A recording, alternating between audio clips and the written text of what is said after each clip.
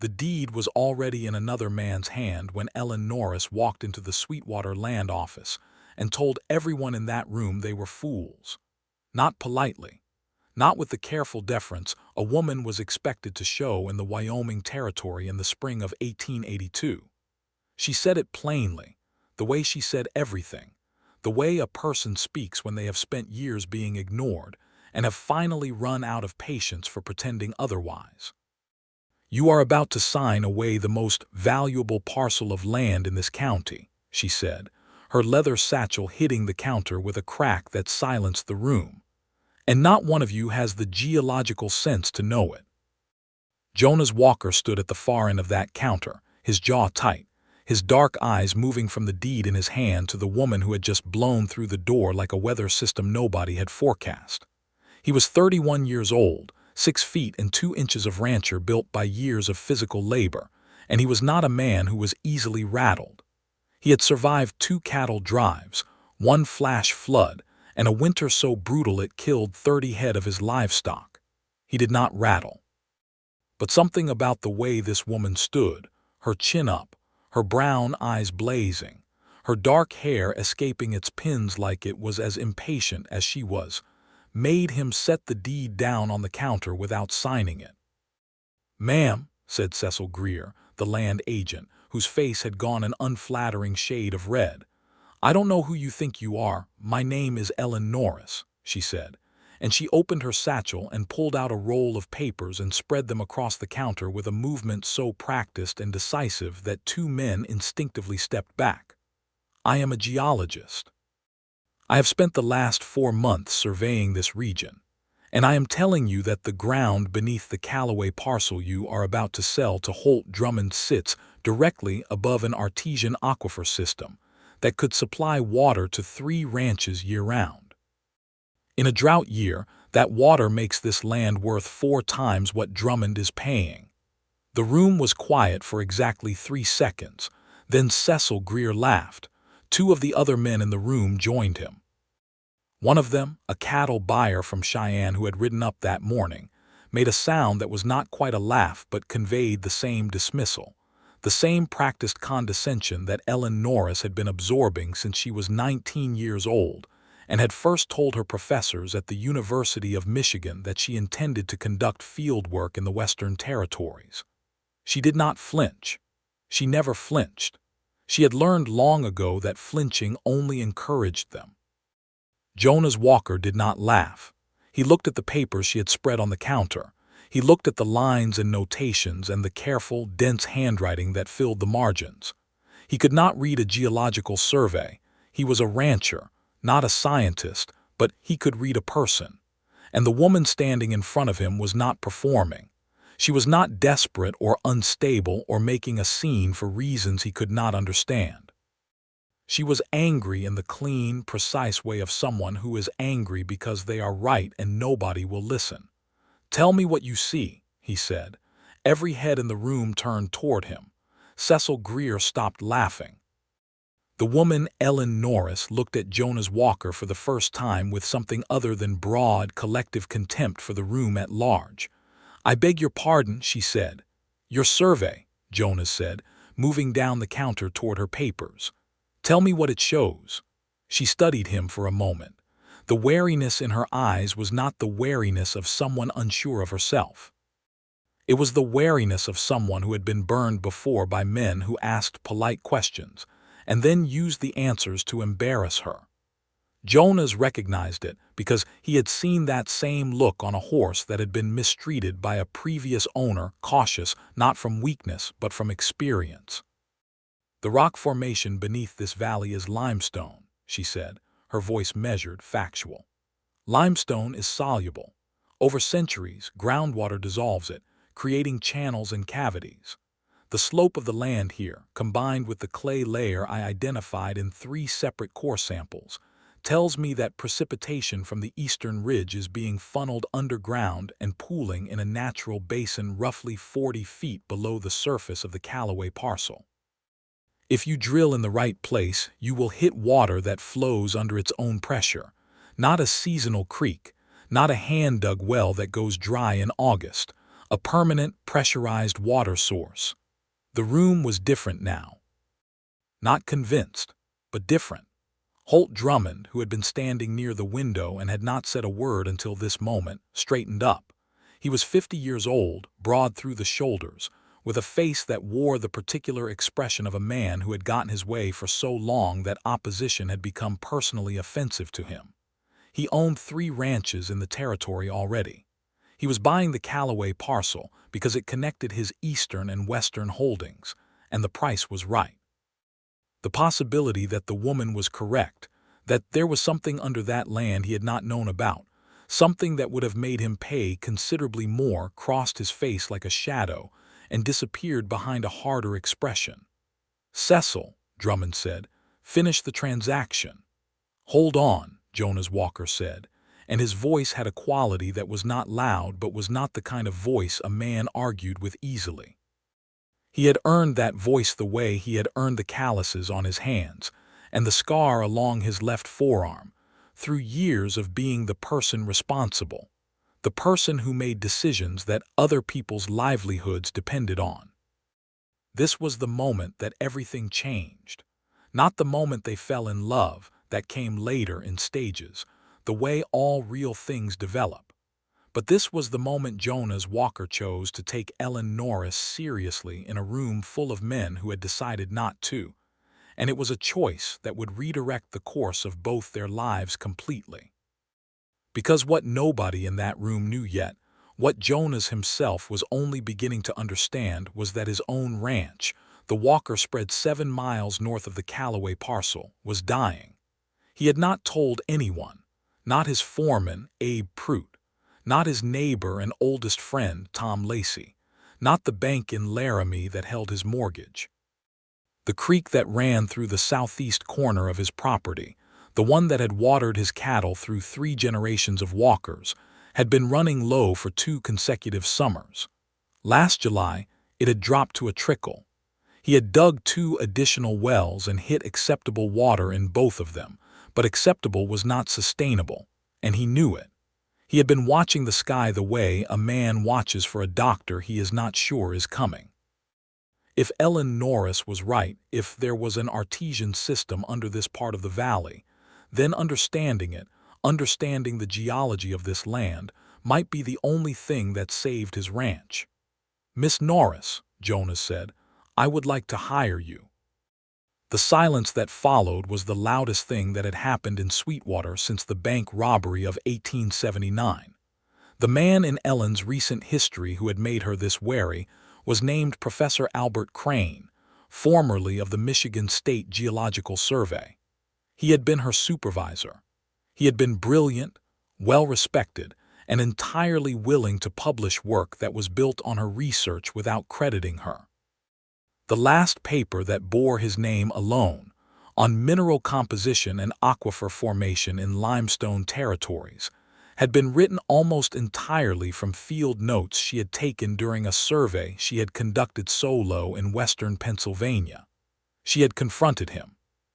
He had told her she was confused. The university had sided with him. She had left Michigan with her instruments, her notes, and a clarity of purpose that was as clean and hard as quartz. She was going west, where the geology was largely unsurveyed and where a person's work spoke before their name did. She would build a reputation so solid that no one could take it from her again. What she had found instead, when she arrived in Wyoming territory in the autumn of 1881, was that the West had its own particular forms of dismissal. They were less academic and more blunt. Men did not steal her work here. They simply refused to believe she had done it. So when Jonas Walker said he wanted to hire her, standing in the Sweetwater land office with Cecil Greer's face still red from laughing, Ellen Norris did not say yes immediately. She rolled up her survey papers. She looked at Jonas Walker with the systematic assessment of someone who had learned to read landscape and read people with equal precision. What she saw was a man who had listened. That was, in her experience, rarer than aquifer-bearing limestone. "I have conditions," she said. "Name them," Jonas said. She named them in the carriage on the way to his ranch, 3 days after that encounter at the land office. In the interval, she had continued her survey work in the valley, camping in a canvas tent she had set up on the ridge east of town, which had prompted 2 separate visits from the county sheriff asking if she was all right. She told both times that she was working. The sheriff, a decent man named Cal Briggs, had eventually concluded that she was telling the truth and stopped coming.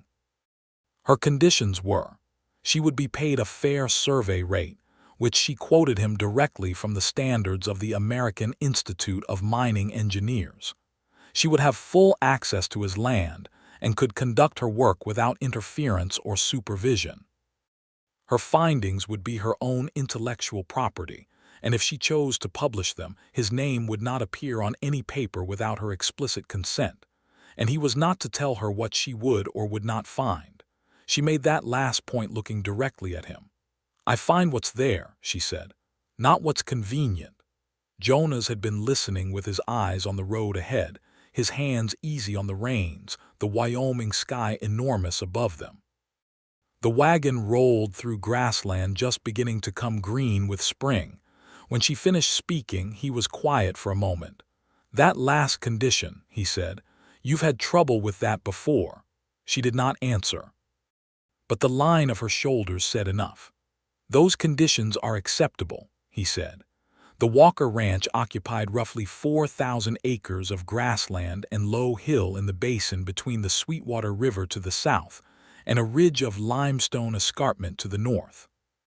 Jonas had inherited it at 24 when his father died of a heart attack during spring roundup, and he had run it since then with the serious, thorough dedication of a man who understood that the land was not a possession but a responsibility.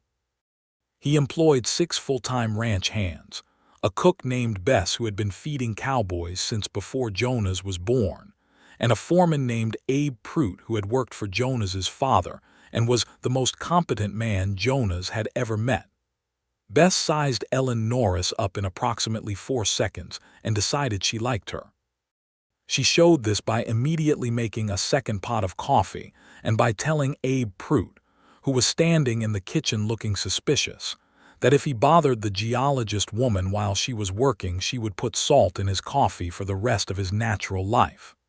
Abe Prout, to his credit, decided to reserve judgment. Ellen set up her work table in the room Jonas cleared for her, a small study off the main hall that had belonged to his father and still had survey maps of a much cruder sort pinned to the walls. She spent her first evening at the ranch reviewing the regional maps she had brought with her, laying out her core samples in labeled rows, and writing in the field journal she had kept since her very first survey in the summer of 1876, when she had been 20 years old and so frightened of being wrong that she had checked every reading 3 times. She was 26 now. She still checked every reading 3 times, but no longer from fear, from precision. Jonas left her alone. This was, she would think later, the first gift he gave her, even before either of them knew it was a gift. He did not hover. He did not check on her progress. He did not ask when she would have answers.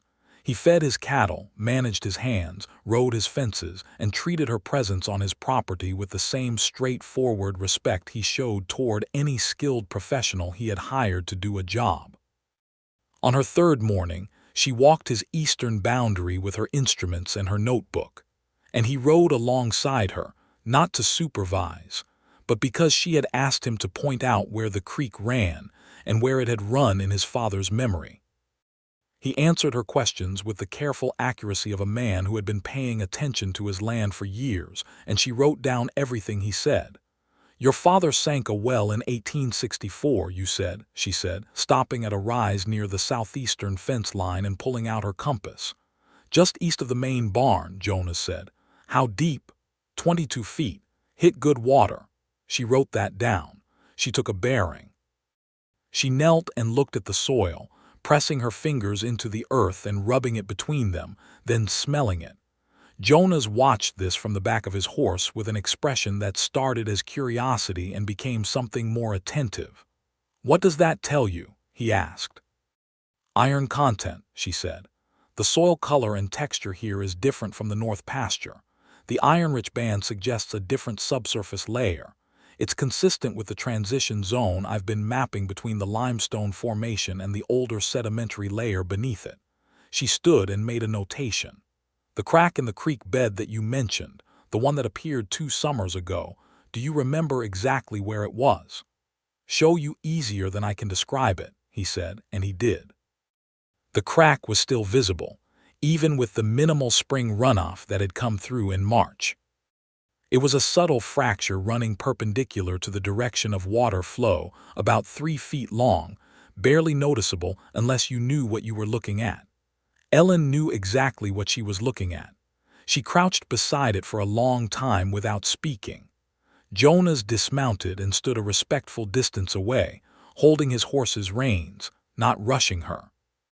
The spring morning was cool and bright, the sky the deep blue that only appeared in Wyoming when the weather was behaving, and somewhere behind them a meadowlark was conducting its vocal exercises. "Your creek is losing water to the limestone below," Ellen said finally, not looking up. "There is a fracture network under this section of your land. The water that used to flow south through this creek is being diverted underground. It's not gone. It's migrating toward the same basin I identified under the Callaway parcel." She stood and looked at him directly.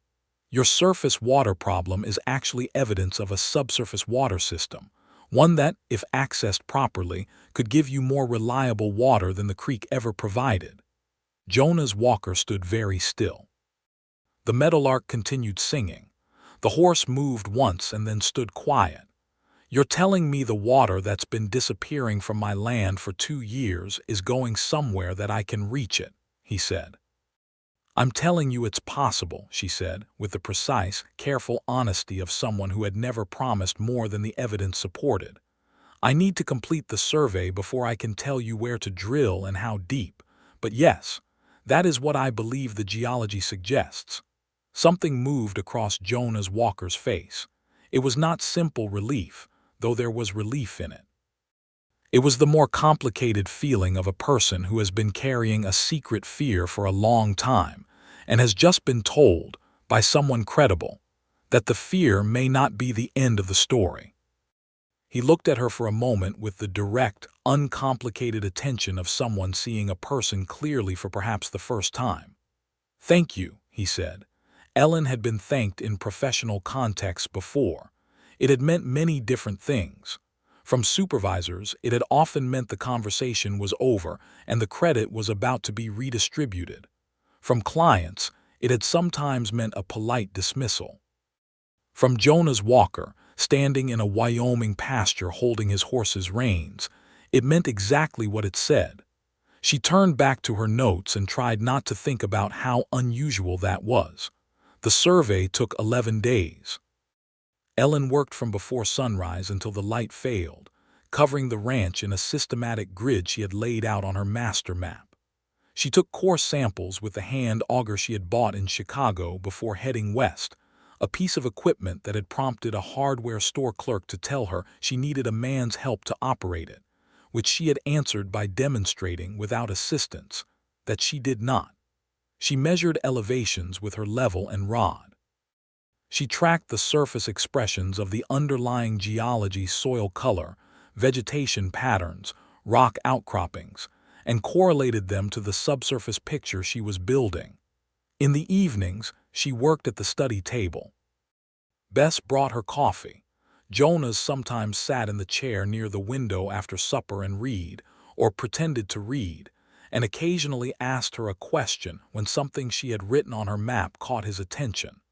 These evenings were the beginning of something neither of them named yet. The questions Jonas asked were good ones. He had not been educated beyond what a frontier territory offered in the 1860s, a schoolhouse that operated when weather and planting schedules permitted. But he had read widely, and he had been observing his land with the intelligent, systematic attention of someone who cared about it deeply. He understood drainage and soil and the behavior of his wells in a way that was entirely practical but overlapped, Ellen found, with geological thinking in interesting ways. She began explaining things, not simplifying. He did not need things simplified, but translating, building the bridge between the practical knowledge he already had and the scientific framework she was applying to it. And he listened in the way she had almost forgotten people could listen, with his full attention, asking questions that revealed he had absorbed what she said before and was building on it. "So the limestone is like a sponge," he said one evening, leaning forward with his elbows on his knees, looking at the cross-section diagram she had drawn. "A very slow sponge with specific drainage patterns," she said. "And where the sponge has been compressed, where the rock layers are folded, you get natural low points where the water collects. That's what I believe I've found under the eastern section of your land." He looked at her diagram in silence for a moment. Then he looked up at her and there was something very direct in his face. "How did you learn this?" he said, not skeptically, genuinely. She told him, not everything, not that night, but the outline of it. Michigan. The university. The fieldwork she had done solo in Pennsylvania and then in Ohio, following the limestone formations west because they told a story that nobody else seemed to be reading carefully enough. She did not mention Professor Crane. Not yet. Jonas did not ask her why she had come west alone. He did not make the kind of remark that implied a woman doing this work was an anomaly to be explained. He listened to her describe her intellectual path, the way he had listened to her describe the geology, with the focused interest of someone who was genuinely interested in understanding a thing. Outside, a coyote was calling across the dark valley. The fire in the study's small hearth had burned down to coals. Ellen realized she had been talking for over an hour and that it had not felt like an hour at all. She closed her notebook. "I should finish the north section tomorrow," she said, "if the weather holds." "It'll hold," Jonas said, without looking away from her face. "The glass has been steady for 3 days." He was right. It held. The north section confirmed everything she had suspected. The limestone escarpment along the northern boundary of Jonas's land was, in geological terms, the roof of a substantial aquifer system. The water that was disappearing from the surface, the diminishing creek, the fractures in the creek bed, was feeding this underground reservoir, and the reservoir was connected to the larger basin she had identified under the Callaway parcel to the south. She finished her calculations on the evening of the 11th day, sitting at the study table with every lamp in the room burning, checking her arithmetic twice and then a third time. When she was certain, she sat back in her chair and looked at what she had found. It was good. It was better than good. Under the eastern quadrant of Jonas Walker's land, at a depth of between 35 and 50 feet, there was sufficient water pressure to support a flowing artesian well. If he drilled in the right location, she had identified a window of approximately 80 square feet where the rock was thinnest and the pressure was highest. He would have a water source that required no pumping and would flow reliably regardless of surface conditions. She could also see, with somewhat less certainty but still with good confidence, that a second, deeper system lay beneath both his land and the Callaway parcel to the south. This second system was larger, considerably larger. She was still sitting with this when Jonas knocked on the study door, which she had left ajar, and asked if she wanted supper. "Come in," she said without looking up. He came in, saw her face, and stopped moving. "What did you find?" he said. She told him. She showed him the final map, the drilling location marked with a circle, the depths annotated in her careful hand. She showed him the data behind it, the core samples, the elevation measurements, the correlations. She walked him through her reasoning the way she would have walked a professional peer through it, with full rigor and no simplification. Jonas Walker was a man who had learned to read the land by watching it for years. He stood over Ellen's survey map, and he understood what she was showing him with a swiftness that surprised her, because she had given him the full version, the version that usually required geological training to follow, and he was following it. "The circle," he said, pointing to the drilling location.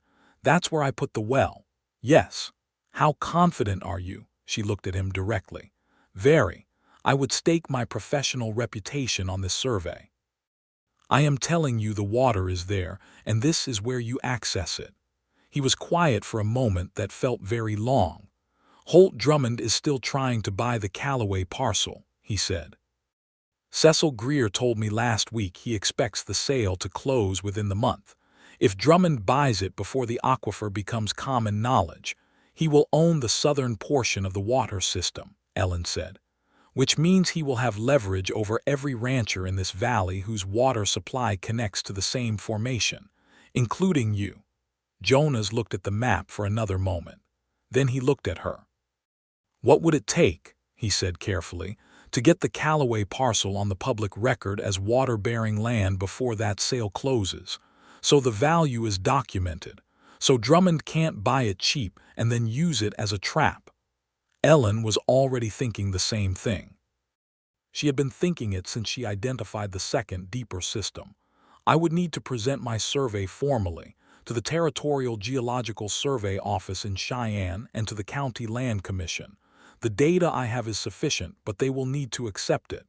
"They dismissed you at the land office," Jonas said. "Yes," she said. "They dismissed me." He said nothing for a moment. The fire had died down again. Outside, the Wyoming night was doing what Wyoming nights did in April, cooling rapidly toward a temperature that argued convincingly for staying indoors. "I have a friend in the territorial legislature," Jonas said. "A man named Harris Colby. He owes me a favor. If I send him a wire and ask him to arrange a formal hearing before the Land Commission, he can do that. The commission has to listen to a formal presentation." "They have to sit in the room," Ellen said. "That is not the same as listening." "No," Jonas agreed, "but it's a start." He sent the wire the next morning. Harris Colby, who turned out to be exactly the kind of political ally who was useful precisely because he was not flashy about it, arranged the hearing for 2 weeks hence. This gave Ellen time to prepare her formal presentation, which she began immediately, and which was the most thorough document she had produced in her professional life. In those 2 weeks, something shifted between her and Jonas. It happened gradually, the way the temperature changes between winter and spring. You notice it only when you look back and realize the world is different than it was. It happened in the evenings in the study, where the conversations ranged further and further from geology and water rights.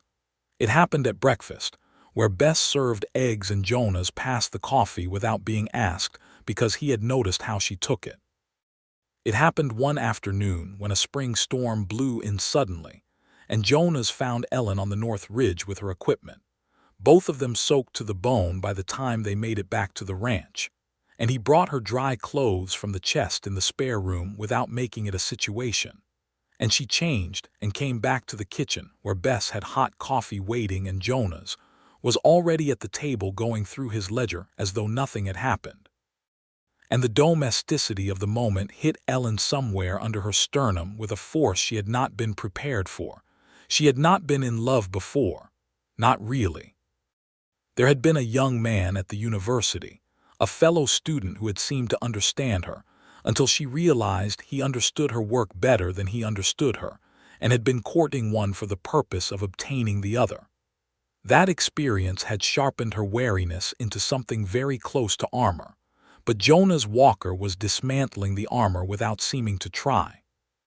He was doing it by simply treating her as a person of complete substance and value, and it turned out that was exactly the kind of attention she had no defense against. She caught herself watching him sometimes when he was working outdoors, the unself-conscious competence with which he moved through the physical work of the ranch, the authority that lived in his hands, the quality of attention he gave to his animals and his men. He was, she thought with a precision she tried to make clinical and failed, a genuinely good man. Not good in the soft, innocuous sense. Good in the way that required backbone, the kind that made choices based on what was right when other options were easier. He had chosen to take her seriously in a room full of men who had laughed at her. He had hired her and paid her on time and left her alone to work. He had sent a wire to the legislature on her behalf without asking for credit. He had listened. She acknowledged to herself in the privacy of her field journal, in considerable trouble. Jonas Walker was experiencing his own version of trouble, and he was handling it with the characteristic practicality of a man who had very little experience with feelings he could not manage by doing something about them. He had known many women in his life. He had been fond of several, and had come close to marriage once, 3 years prior, with a woman named Louise Harmon from Laramie who had been kind and lovely and fundamentally unsuited to the life a Wyoming ranch required. Their parting had been amicable and sad in the way of things that fail not from fault but from incompatibility, and Jonas had since concluded that marriage was a project he would approach only with extreme care, if at all. Ellen Norris was not, on any rational inventory, the woman he would have predicted for himself. She was argumentative. She held opinions with a ferocity that gave him no room to be wrong without hearing about it. She disappeared for hours into work that she conducted, with a concentration so total that the rest of the world might not have existed. She had a habit of arriving at breakfast having apparently not slept, because a calculation she had been doing in her head had resolved itself at 3 in the morning, and she had gotten up to write it down. She was also the most intellectually alive person he had ever met, and she was brave in a way that he recognized from the inside because it was the same way he was brave, not fearlessly, but with the full knowledge of what fear was and the refusal to let it make decisions for him. And she was honest with a thoroughness that was occasionally uncomfortable and consistently refreshing, because he never had to wonder what she actually thought. He concluded one evening while doing fence line calculations and finding himself thinking about the angle of her jaw rather than the price of wire, in considerable trouble. He did not say any of this to her. Not yet. There was work to be done, and Jonas Walker had long since learned that the most important things required proper timing. The hearing before the Sweetwater County Land Commission took place on a Tuesday in early May, in the town hall, which was also the church, which was also occasionally the courtroom when Judge Aldrich came through on his circuit. Every seat was filled. This was partly because news of the hearing had spread through the territory with the efficiency that only news involving water rights and potential fortune could manage, and partly because Holt Drummond had spent the preceding week making it very clear that he considered the whole proceeding to be an interference in a legitimate business transaction, which had the natural effect of making everyone more interested. Ellen Norris stood at the front of the room beside a table on which she had arranged her maps, her survey documents, her core sample containers, and a cross-section diagram drawn to scale on a large sheet of drafting paper. She was dressed in her good clothes, a dark wool suit that she had pressed the night before and that had seen her through university presentations and professional meetings in 4 states. Her hair was up. Her back was straight. She looked like exactly what she was, a scientist presenting findings to an official body. Jonas sat in the second row, behind the 3 members of the Land Commission. Abe Prout was beside him. Tom Lacey, his neighbor, had come in from his own ranch. Harris Colby had sent word that he had arranged the hearing, but could not attend in person. A piece of territorial legislature business had detained him in Cheyenne, but his letter of endorsement, which described Ellen's credentials and requested the commission hear her presentation in full, had been read into the record at the start of the proceedings. Holt Drummond sat in the 3rd row with his lawyer, a man named Pemberton from Laramie, who had the polished, careful look of someone being paid very well to appear relaxed. The commission chairman, a man named Owen Fairfax, called the hearing to order and gave Ellen the floor. She presented for 40 minutes. She was not in that room nervous. She had done what the work required, and the work was solid, and she had come too far and worked too hard to be nervous in front of a county commission in Wyoming territory. What she was fully alert, fully engaged, and completely herself. She began with the regional geology, the limestone formation, the nature of aquifer systems, why water in this type of terrain behaved differently than in the river-fed systems most of the commissioners were familiar with. She used clear language without being condescending. She showed the cross-section diagram and walked through it the same way she had walked Jonas through the one in his study, and she saw several of the commissioners leaning forward despite themselves. Then she presented her field data, core sample by core sample, elevation reading by elevation reading. She built the case for what lay beneath the Callaway parcel and beneath the eastern section of Jonas Walker's land. She presented her conclusions with the same precision with which she had explained them to Jonas. The location of the artesian zone, the depth estimates, the confidence level of her analysis, and the implications for land use and water access in the valley. When she finished, the room was quiet. Owen Fairfax cleared his throat. He was a fair-minded man with a practical turn of mind who had been on the Land Commission long enough to have seen a great deal. He looked at Ellen's survey maps for a moment and then at Ellen. "Miss Norris," he said, "these findings, if accurate, would substantially affect the assessed value of the Callaway parcel." "Yes," she said. "Are you prepared to stand behind this survey professionally?" "I am," she said. "Entirely." Pemberton, Drummond's lawyer, rose. "Chairman Fairfax, with respect, the Commission has no established protocol for evaluating geological surveys conducted by unlicensed practitioners." "I am licensed," Ellen said, turning to face him with the precision of someone who had anticipated this exact argument. She reached into her case and produced a document. "By the American Institute of Mining Engineers. My membership was granted in 1880. The Institute's standards for survey methodology are what I applied here." Pemberton sat down, not gracefully. "Is there a way to verify these findings?" Fairfax asked. "The most direct verification would be to drill," Ellen said. "I have identified a specific location on the Walker property that I am confident will yield artesian flow. Mr. Walker has agreed to allow a test drill to be conducted at that location within the next 30 days. The results would either confirm or refute my analysis." Fairfax looked at Jonas. Jonas nodded once. "In the meantime," Ellen continued, and her voice had a quality now that was very quiet and very clear, "I am asking the Commission to place a formal hold on the Callaway parcel sale, pending the outcome of this survey verification. If the test drill confirms artesian water access, the land's value must be reassessed before any sale is finalized." Drummond's voice from the third row was a sound like gravel rolling in a barrel. "This is a delay tactic. The sale was agreed. No sale has been signed," Fairfax said, with the flat authority of a man who knew the law in his jurisdiction. "The transaction was pending. A formal hold during survey verification is within the Commission's authority." He looked at his two fellow commissioners, who exchanged a look and nodded. "The hold is granted. Miss Norris, I look forward to the results of your test drill." Ellen gathered her papers from the table with hands that were completely steady. She was aware of the room behind her, the noise of reaction, people talking, the sound of Drummond's chair scraping back as he stood up. She was aware of Jonas, who had risen from his seat and was moving toward her through the crowd. He reached her before she had finished rolling up the cross-section diagram. He took one end of it and held it while she rolled, which was a practical act of assistance and also somehow more than that.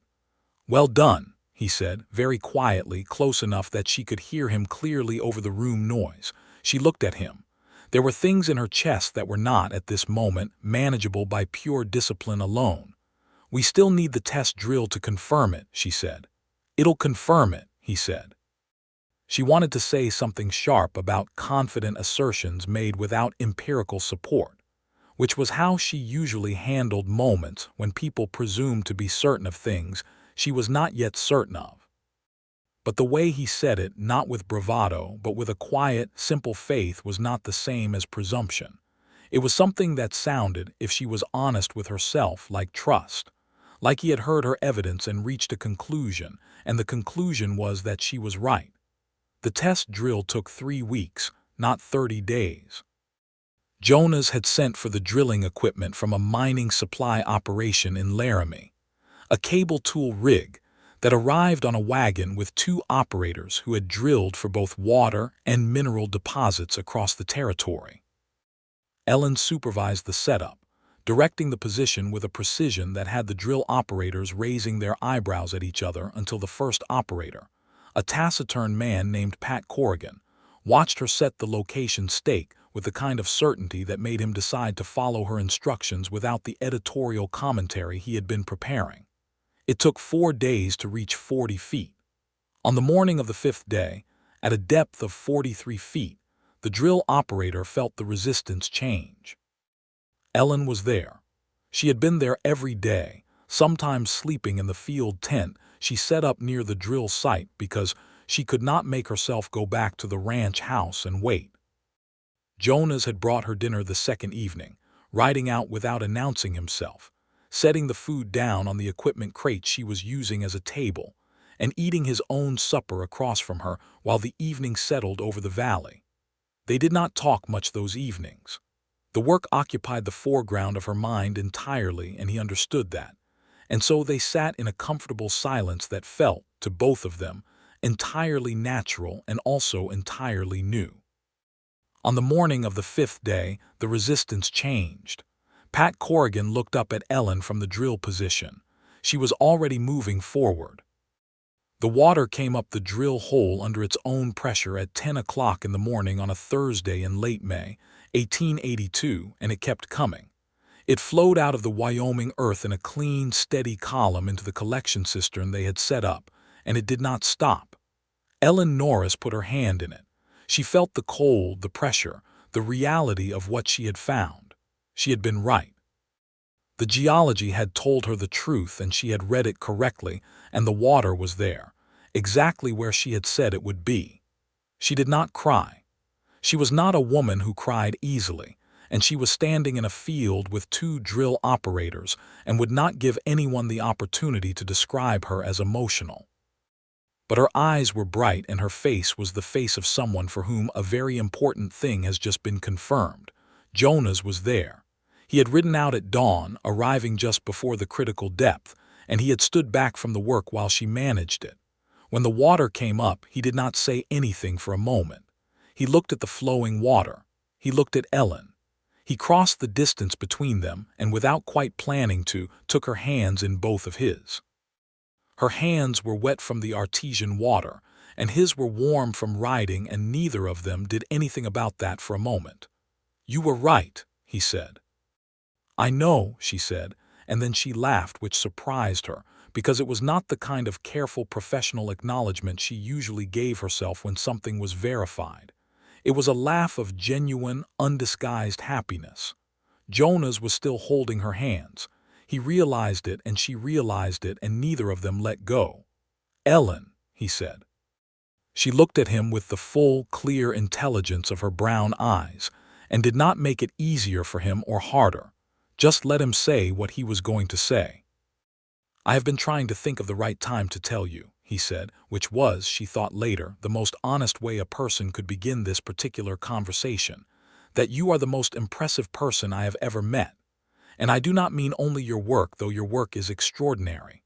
I mean you, the way you think, the way you stand your ground, the fact that you walked into that land office and told a room full of men they were fools, and you were right about that too." He paused. "I have been falling in love with you since about the 4th day you were on this ranch, and I have been trying to behave professionally about it because you are here doing a job, and I did not want you to think I was Jonas," she said. "Taking advantage of the situation, Jonas." He stopped talking. "I have been trying to do the same calculation," she said, "for approximately the same amount of time, and arriving at the same result." He looked at her in that very direct way, and she looked back, and then he leaned forward and kissed her, gently and with full intention, beside an artesian well flowing in the Wyoming morning, with Pat Corrigan and his associate very carefully looking in the opposite direction. The news from the test drill reached Cecil Greer at the land office before noon that day, carried by one of Jonas's ranch hands who had ridden into town for supplies and could not resist being the person who delivered it. By mid-afternoon, the commission had been notified formally. By the following morning, Owen Fairfax had ordered a full land value reassessment of the Callaway parcel, citing documented artesian water access in the area as material to the appraisal. Holt Drummond was not pleased. Drummond had built his landholding empire in this territory partly through being the first to identify undervalued parcels and act on them before anyone else could. And the idea that a woman with survey instruments had beaten him to information he should have had stood in a room and told him directly and been dismissed produced in him a particular brand of fury that he expressed by instructing Pemberton to challenge the Land Commission's authority to order a reassessment. Pemberton, to his credit, told Drummond that the Commission's authority was clear. The survey had been verified by physical evidence, and that pursuing the challenge would cost money and lose. Drummond instructed him to do it anyway. The challenge was filed. The Commission took 8 days to review it and declined it in a ruling that, to Ellen's private amusement, quoted her survey report twice. Drummond withdrew from the Callaway sale entirely, which meant the parcel remained available, which meant Jonas Walker went to Cecil Greer's office 2 days later and made an offer. He bought the Callaway parcel for a fair price, fair in the way that an informed buyer and an informed seller agree on, not the exploitative bargain Drummond had been after. With the aquifer access established, it was a significant investment. He had to negotiate with the Laramie Bank for an extended line of credit, which he managed by presenting Ellen's survey report as collateral documentation of the land's water-bearing value. The bank's loan officer, a careful man named Aldridge, read the report twice and approved the credit. Ellen learned about this later and found it deeply satisfying. With the Callaway parcel, the Walker Ranch grew to over 6,000 acres, with documented artesian water access on both sides.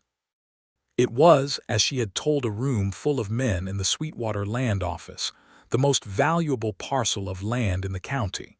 She had been right. Ellen submitted her full survey report to the Wyoming Territorial Geological Survey in June. She wrote a technical paper from the research and submitted it to the American Journal of Science, where it was accepted and published in the autumn issue of 1882. Her name was the only name on it. She had been sitting at the study table working on the final revision of the paper on a July evening when Jonas came and stood in the doorway with 2 glasses of lemonade and the expression of someone who has been working up to something. She knew that expression by now. She had come to know his expressions with the same thorough, systematic attention she gave to geological formations, learning what each one meant, where it came from, what it indicated about what was below the surface. "I need to ask you something," he said. She put down her pen. She turned in her chair. He came in and set 1 glass of lemonade in front of her and held the other and did not sit down, which told her he was nervous, which was new and very interesting because Jonas Walker was not, in general, a nervous man. "I am aware," he said, "that you have a career that takes you places. I am aware that your work requires field work and travel and professional engagement that is not suited to staying in one location. I have been thinking about how to ask you this in a way that is not asking you to give any of that up." She waited. "I am asking you to marry me," he said, "with the full understanding that this ranch is a headquarters and not a cage, that your work is yours and your name is yours and you may go wherever the geology takes you, and this will be the place you come back to. I will be the person you come back to, if that is something you want." Ellen looked at him for a long moment. The July evening was gold through the study window. From somewhere in the house, she could hear Bess doing something in the kitchen that involved a great deal of cheerful noise. "You have thought about this carefully," she said. "I have thought about very little else for 2 months," he said. She stood up from her chair. She crossed the small room to where he was standing. She was tall for a woman, nearly 5 feet and 8 inches, and his height meant she had to look up but not by much, and this had always felt to her like the right proportion. "The answer is yes," she said. "With those exact terms, the answer is yes." Jonas Walker set down both glasses of lemonade on the desk and took her face in his hands. and kissed her with the thoroughness of a man who had been waiting 2 months to do it properly. Bess, who had not technically been listening from the hallway, was heard to tell Abe Prout the following morning that it was about time, and that she had been waiting for both of them to get there since approximately the second week of Ellen's survey work, and that Abe owed her a quarter because she had told him it would happen before August, and she had been right. They were married in September in the Sweetwater Church, which was also the town hall, which was also occasionally the courtroom. The wedding was attended by most of the county, because Jonas Walker was well liked and Ellen Norris had become, over the course of the summer, rather remarkable in the territory. The woman who had found the water, who had stood in front of the Land Commission and been right, whose name was going to appear in the American Journal of Science. Harris Colby came down from Cheyenne for the ceremony. He told Ellen that she had single-handedly changed the way the territorial legislature was thinking about formal geological survey requirements for land transactions, which was not the first thing most women heard at their weddings, but which was, in Ellen's case, one of the best things anyone said to her that day. Tom Lacey, Jonas's neighbor and oldest friend, stood up as best man and gave a toast at the dinner afterward that made people laugh, and then made several of the older women press their handkerchiefs to their eyes, which Tom considered a professional success. Ellen wore a deep blue wool dress that she had ordered from Cheyenne 6 weeks before, because she had decided that if she was getting married she was going to do it in a color she actually liked rather than the conventional white that seemed to her a practical person, deeply impractical for a frontier wedding. Jonas had worn his good suit, and a look for most of the day that could best be described as a man who could not believe his luck, which Ellen found both endearing and slightly inaccurate, since she had made a considered and fully informed decision. But she did not correct him because the look also contained a depth of warmth that was not something she wanted to interrupt. The first winter of their marriage was the best winter either of them had ever spent. It was a hard winter, as Wyoming winters are, with 2 snowstorms in November that kept everyone indoors for days at a time, and a cold snap in January that tested the cattle and the infrastructure, and the patience of every ranch in the territory.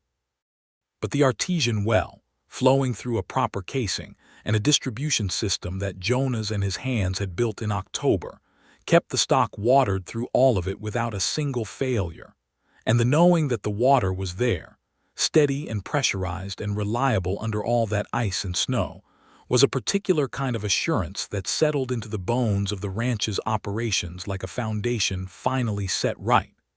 Ellen spent the winter writing. She had collected geological observations across 3 counties during the summer and fall, and she was organizing them into a comprehensive survey report that she intended to submit to the Territorial Geological Survey in the spring.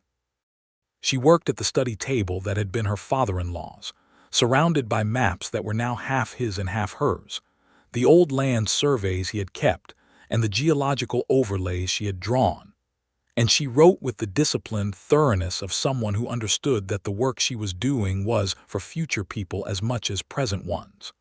Jonas sometimes read beside her in the evenings, as he had when she was first on the ranch.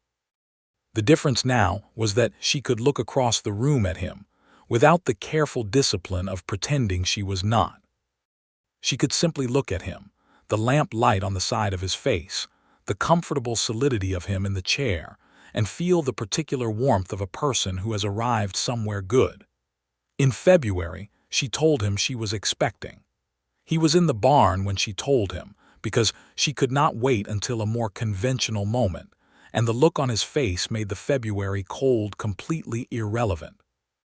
He picked her up, which she did not usually permit on grounds of practical dignity, and she let him, because some moments were exceptions to general policy. Their son was born in October of 1883, during the harvest season, which Bess said was an excellent sign, and Abe said was inconvenient timing, and Jonas said was perfect.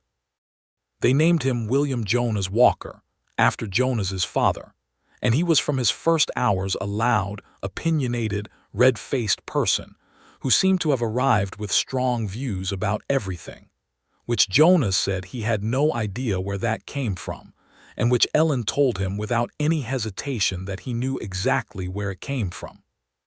William Walker grew into a child with his mother's intensity and his father's patience, which was a combination that would serve him well throughout his life, though in those early years it primarily manifested as an exceptional ability to stare down anyone who tried to tell him something he did not agree with. Ellen returned to field work when William was 8 months old, first on short surveys near the ranch, and then on longer expeditions. Jonas managed things at home during her absences with the same competence with which he managed everything, and Bess was an ally of extraordinary practical value, and the arrangement worked because they had designed it to work, had talked it through before the wedding, before William, had built it on the honest foundation of two people who respected each other's necessities. When Ellen came home from surveys, the ranch received her the same way it always had, and Jonas received her in the way she had come to count on more than she had known she could count on anything, with the uncomplicated, wholehearted gladness of a person who had genuinely missed her. The Drummond situation resolved itself in the way that situations driven by one person's pride and another person's accuracy usually resolve, over time, in favor of the accuracy. Drummond moved on to other territories and other acquisitions. The Callaway parcel, integrated into the Walker Ranch, flourished.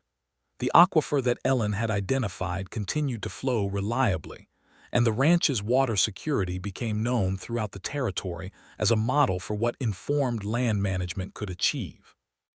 3 years after Ellen's initial survey, the Wyoming Territorial Legislature passed a formal requirement for geological water surveys as part of major land transactions in limestone formation areas.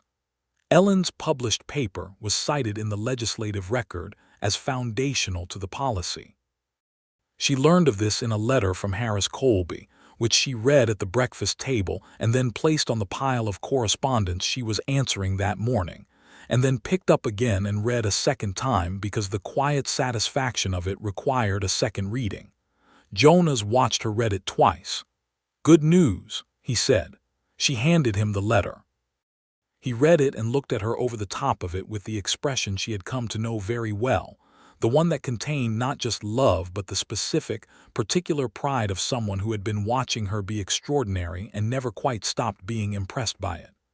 "Harris says you should come to Cheyenne and present before the full legislature," he said. "I know," she said. "I read it. Are you going to?" She considered this for a moment, looking out the kitchen window at the October morning, the ranch laid out in the yellow light, William Walker toddling across the yard in his coat with the determined gait of a 14-month-old who had recently discovered locomotion and was making the most of it. "Yes," she said. "Next month when the weather is reasonable. Will you come with me?" "Wild horses," he said. She looked at him. "That means no, usually." "It means nothing in this world could keep me from it," he said. They went to Cheyenne in November, all 3 of them, which meant traveling with a toddler on a stage coach, which was an experience that tested everyone's equanimity, including William's, though he treated the journey largely as an opportunity to investigate everything within reach and eat biscuits that Bess had packed for the purpose of keeping him occupied. They stayed in the best hotel Cheyenne offered, which was comfortable and had a decent dining room, and Jonas spent a great deal of the first evening keeping William from dismantling the room's furnishings, while Ellen reviewed her presentation notes. Ellen presented before the Wyoming Territorial Legislature on a Thursday morning in November of 1884. She stood in the chamber with her survey materials and her careful, precise language and her absolute refusal to apologize for any of it, and she told the legislature what the geology of their territory meant for the future of water access and land management in the region. They listened. Not all of them with equal attention, and not all of them without the particular expression that told her some things had not changed. but enough of them listened well enough that when she finished, the questions were substantive and the conversation was real.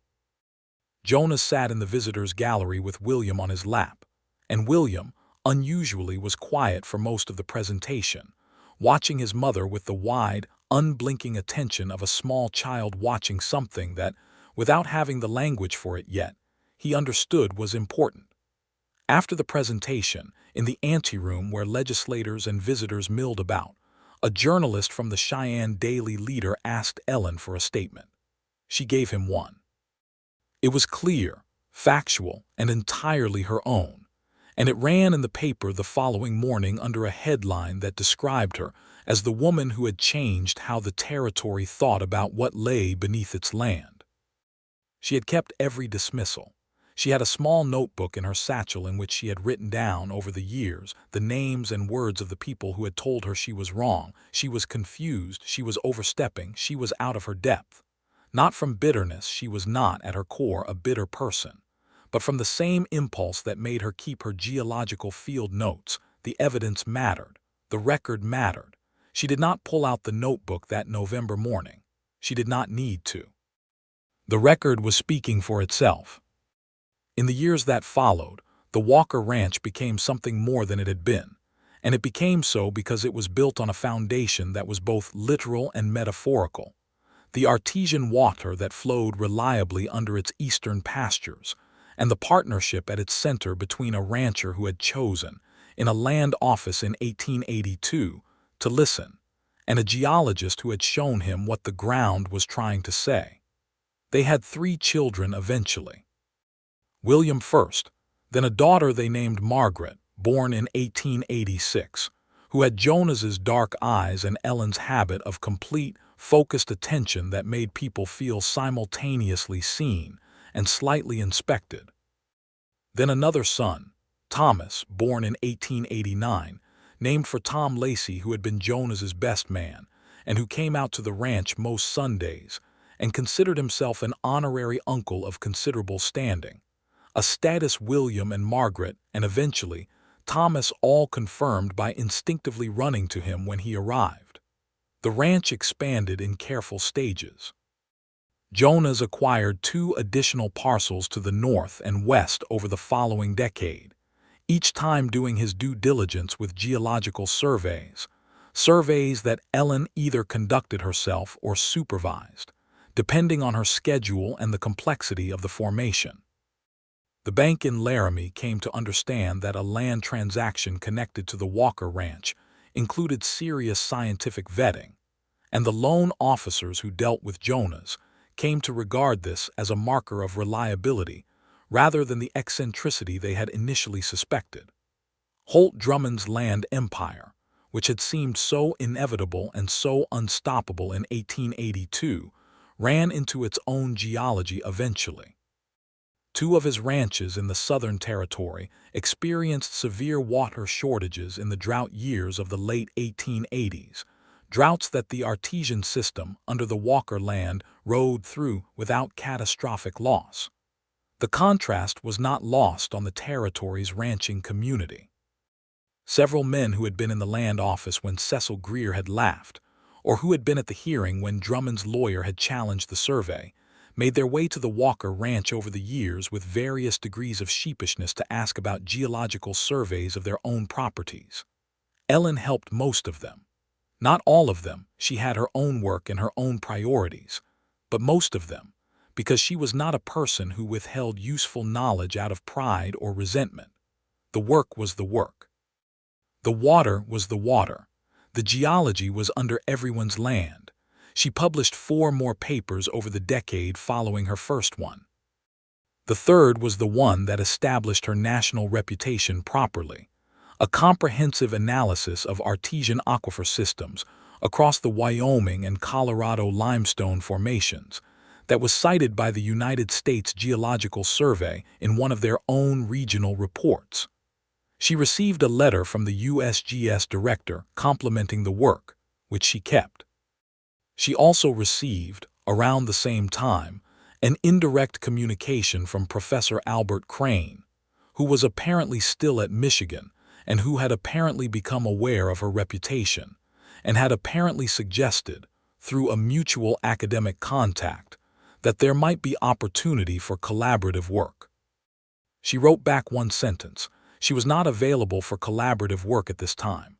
She showed Jonas the letter that evening not because she needed his opinion but because they shared things and he read it and looked at her. "Do you want me to respond to it?" he said with the perfectly level tone of someone who was offering to be useful in a specific way. She laughed. "Absolutely not," she said. "I handled it." "I know you did," he said. The particular quality of those evenings, the study table and the fire and the two of them in the room together, the children asleep in the upstairs rooms, the ranch quiet around them, was something Ellen thought about sometimes when she was in the field, when she was weeks from home and sleeping in a canvas tent, and working alone the way she had worked alone for so long before she came to Sweetwater. She thought about it, and it was not a constraint or an obligation. It was the thing she moved toward. The place she was going. She had not known before Jonas what it felt like to have a person who made home something active, not a settled state but a direction. She had thought from the age of 20 when she had first set out with her instruments and her notebooks that the work was the direction. The work was still the direction, but now the work and the home pointed the same way. In the spring of 1892, 10 years after Ellen had walked into the Sweetwater land office and told everyone in the room they were fools, she and Jonas rode out to the artesian well on the eastern section of the ranch on an April morning that had the quality of every good April morning in Wyoming. The grass just coming, the sky enormous and clear, the air still carrying the last suggestion of winter without being committed to it. William was 8. He was with them, riding his own horse with the serious, slightly overdone competence of a child who wanted very much to be treated as an adult rider, which Jonas accommodated by pretending not to notice the occasional wobble. Margaret, who was 5, had stayed at the ranch house with Bess because she had declared the morning too cold, which Bess had agreed with. Thomas, at 2, was in the house with Bess as well, being the kind of determined, cheerful 2-year-old chaos that made Bess say regularly that she had dealt with worse and Jonas say regularly that he doubted it. The artesian well flowed exactly as it had always flowed, steady and clean, out of the Wyoming earth under its own pressure, the overflow running into the irrigation channel they had built in the first year and improved every year since. The pasture around it was green. The cattle in the eastern field were glossy and well-fed. Ellen dismounted and stood beside the well for a moment. She pressed her hand to the cold flow of it, as she had done on the morning it first came up, 10 years ago. She felt the pressure, the consistency, the simple physical fact of being right confirmed every single day. Jonas came and stood beside her. He had William's reins and his own, both horses standing quiet, and he watched her for a moment with the same look she had first seen in the land office when he had said, "Tell me what you see," the look of someone paying genuine attention. "What are you thinking?" he said. She looked at the water. She looked at the land, her survey lines visible in memory over the actual ground, the formations she had mapped still present and unchanged under the grass and the soil, the geology going on without anyone's acknowledgement or permission as it had been going on for 10,000 years. "I'm thinking the data was good," she said. Laughed, and it was the laugh of a man who loved a specific person very much and had been given exactly what he expected and was happy about it. William from his horse said, "What data?" with the unrelenting inquiry of an 8-year-old who had grown up in a house where that word meant something was about to be explained. "Your mother's survey," Jonas said. "The one about the water. The one about the water." William considered this with the seriousness he brought to most things. "Can I see it again?" he said. He had seen the original survey map several times, spread across the study table, and he had the habit of asking questions about them that had been getting more complex as he got older. Last autumn, he had asked about the difference between surface rock and subsurface formation in a way that had made Ellen look at him steadily for a moment, and then sit down and explain it properly. "Tonight," Ellen said, I'll show you the correlation between the elevation measurements and the formation depth." "Okay," William said, in the tone of someone adding it to a mental agenda. Jonas looked at Ellen. Ellen looked at Jonas. The Wyoming morning continued exactly as it was, the sky enormous and blue, the water flowing, the grass coming in. The artesian well did its constant, faithful work, as it had done every day for a decade, as it would do for decades more, indifferent to human drama, entirely committed to physics. But the people standing beside it were very much committed to each other, in the way of things that have been built on honest ground, on the kind of foundation that a good geologist, working carefully, can identify beneath the surface before anyone else knows it's there. Ellen had known from the data. She had pointed to the ground and said, "Here. The water is here, and it is good, and it will last." She had been right about all of it. The years went on in the way of good years, not without difficulty, because nothing worth having is without difficulty, but with the particular quality of a life that has been built rather than simply fallen into. Jonas had his hard seasons, his bad cattle markets, his fencing disputes with a neighbor to the west who had a taste for litigation before eventually they settled everything over a handshake and a shared fence line. Ellen had her professional frustrations, the slow grinding work of being taken seriously by institutions that were not built for people like her, the survey proposals that were turned down before they were read, the papers reviewed by men who added nothing and questioned everything. But she also had her successes, which grew louder over time as the evidence accumulated. And she had the ranch and the water and the children with their individual, forceful, entirely themselves personalities. She had Bess, who stayed until she retired at 68 and moved to her daughter's house in Laramie, and received a letter from Ellen every month without fail. She had Jonas, the evenings, the mornings, the particular quality of a person who sees you completely, and has decided that what they see is the best thing in their life.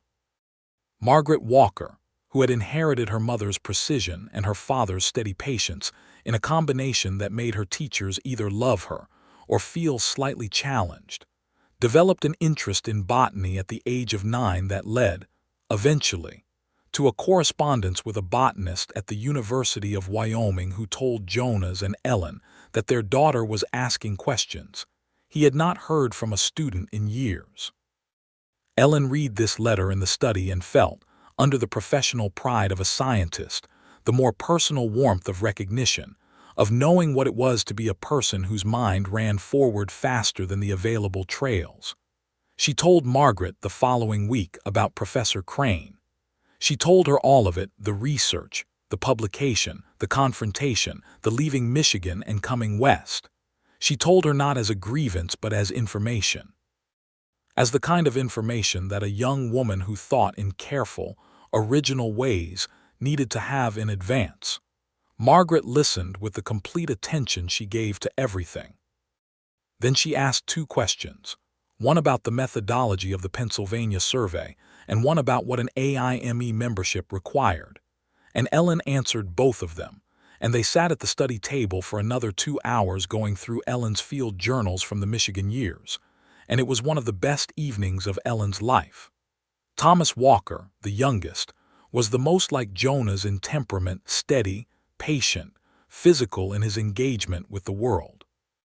By the time he was 12, he was Abe Pruitt's shadow on the ranch, learning the cattle operation with the seriousness of someone who understood he was going to do this for the rest of his life and wanted to do it well. Abe, who had never been demonstrably sentimental, took to Thomas with the gruff, consistent devotion of a man who has found a good apprentice and knows it. William, the eldest, went east to study engineering at age 17, having absorbed enough geological and hydraulic knowledge from his mother over his childhood years that his university professors found him either advanced or argumentative depending on the course. He came back to Wyoming every summer and spent the breaks working on the ranch and riding the land with Ellen, asking questions that had moved from the simple mechanics of how water moved through rock to the more complex questions of large-scale formation mapping and territorial resource planning. He was going to be extraordinary at something, which thing had not yet sorted itself out, but the trajectory was clear. On a winter evening in 1895, Jonas and Ellen sat in the study after the children had gone to bed. The fire was built up against the January cold. Outside, snow was falling in the slow, serious way of Wyoming snow that intends to stay. The ranch was quiet. Jonas was reading. Ellen had finished her work for the evening and sat with her journal closed in her lap, looking at the fire. "What are you thinking?" Jonas said, without looking up from his book, which was the question he had asked her 10,000 times in 13 years and which she had answered 10,000 different ways. She thought for a moment. "I am thinking," she said, "that I have had exactly the life I would have chosen." He put down his book and looked at her. Not with surprise, because nothing she said surprised him anymore, but with the full attention he had given her from the first moment she had unrolled her maps in his land office and pointed to the ground and told the truth about what was under it. "That's not a small thing to be able to say," he said. "No," she agreed. "It isn't." The fire burned. The snow continued. Somewhere upstairs, one of the children turned in their sleep. Jonas reached across the space between their chairs and took her hand, the way he had taken her hands at the artesian well 13 years ago. On the morning the water came up, and she turned her palm and held his. The geology ran on below them, patient and permanent, the limestone doing what limestone did, the water moving through its dark channels toward the low points where pressure built and the earth opened, and things that had been hidden underground came inevitably to the surface. Ellen had known how to read it. She had read it correctly. She had pointed to the ground in a room full of men who had dismissed her, and she had said, "Here is what matters. Here is what is real. Here is what will last." And she had been right, as the water proved every day, as the life she had built proved every year, as the man sitting beside her holding her hand, in the lamplight in the winter, proved in the way of things that do not require constant proof because they are simply, continuously, truly there.